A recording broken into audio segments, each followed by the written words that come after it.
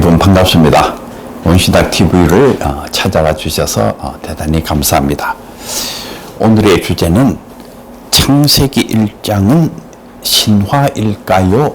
역사일까요? 하는 것입니다. 근본주의자들은 문자적으로 역사라고 생각하지요. 7일 만에 세상을 창조했다. 창세기 1장의 순서대로 창조가 된 것이다.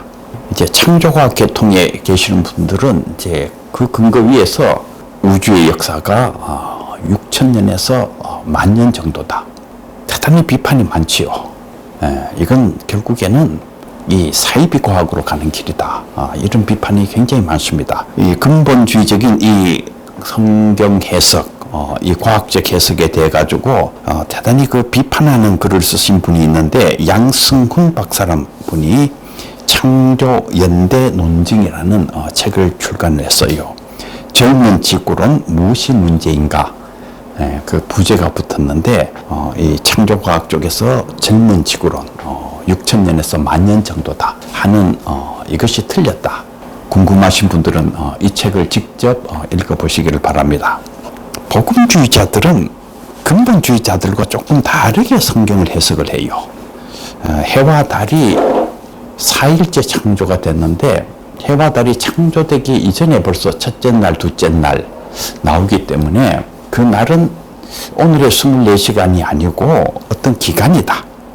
그래서 그게 1억 년도 되고 10억 년도 될 수도가 있다. 7세대 창조론.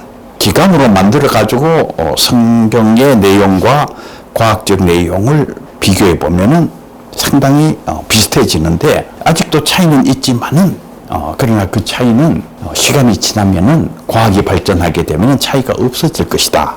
상당수의 복음주의자들은 창세기 1장을 그렇게 해석해서 성경과 과학을 이렇게 조화시키려고 합니다. 그런데 여러분, 정말 조화가 될까요?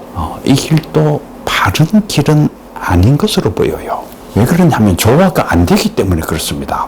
왜 조화가 안 되느냐 하면은 해와 달이 제4일째 창조가 되는데 이 해와 달이 창조되기 이전에 이미 지구가 존재하고 있어요.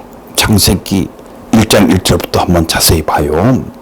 해와 달이 창조되기 이전에 이미 지구가 존재하고 있습니다. 창세기 1장 2절에 보면 땅이 혼돈하고 공허하며 흑암이 깊음 위에 있고 하나님의 신은 수면에 운행하시느니라. 지구가 있고 땅이 있고 이미 물이 있어요. 그리고 바다도 만들어집니다. 태양이 창조되기 이전에 우리 과학적으로는 태양이 먼저 만들어지고 그리고 지구가 만들어졌잖아요. 태양은 제4일째에 만들어졌는데 땅이 먼저 있어요. 그뿐만이 아닙니다. 셋째 날 보면은 땅은 풀과 씨 맺는 차 채소와 각기 종류대로 씨 가진 열매 맺는 과목을 내라.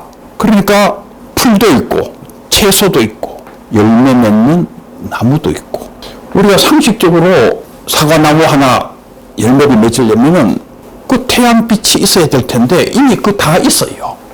이 창세기 1장 1절, 2절, 3절 이렇게 쭉 보면은 그 앞머리만 봐도 오늘의 우주관과는 전혀 다른 지구 중심의 우주관이 있다는 것을 알 수가 있습니다.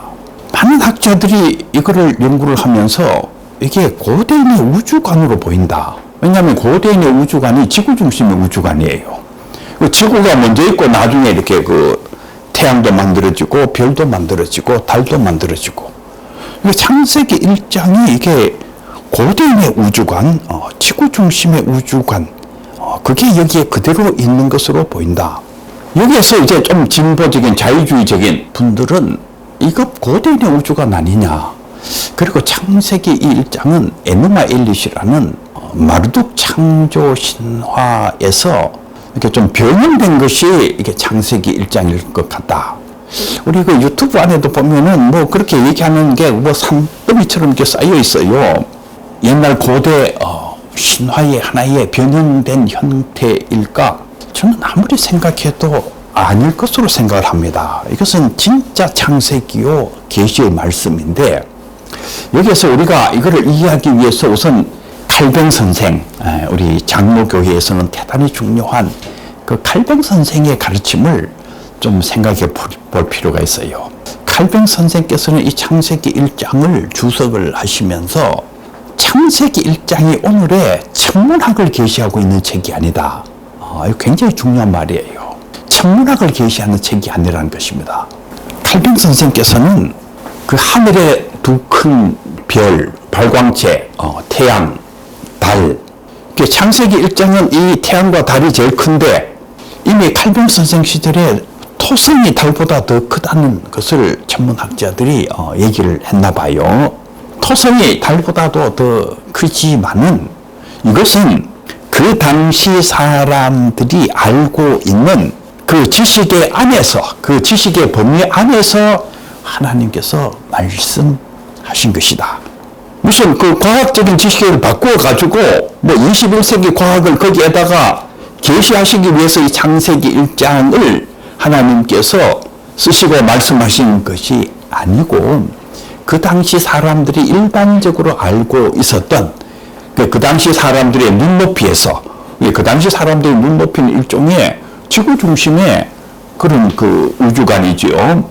그 눈높이에서 하나님께서 이 천지를 창조하셨다는 계시의 말씀을 전하신 것이다.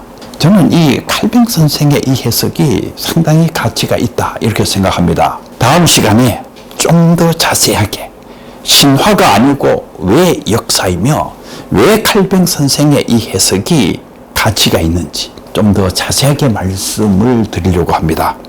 그런데 오늘 우리가 잠정적으로 여기에서 말씀드릴 수가 있는 것은 억지로 과학과 조화하려는 시도는 잘못이다. 근본주의적인 방법으로 조화를 거부하는 것도 잘못이지만은 복음주의 이거를 24시간이 아니고 하나의 기간으로 생각을 해가지고 뭔가 어떻게 억지로 과학과 조화시키려고 하는 시도도 잘못이다. 그러나 창세기는 고대인의 우주관이 그 안에 있음에도 불구하고 그것을 뚫고 하나님께서 놀라운 계시의 말씀을 전하신 하나님의 불변하시는 말씀이라는 것을 여러분들에게 우선 먼저 말씀을 드리고 다음 시간에 더 자세하게 말씀드리도록 하겠습니다. 대단히 감사합니다.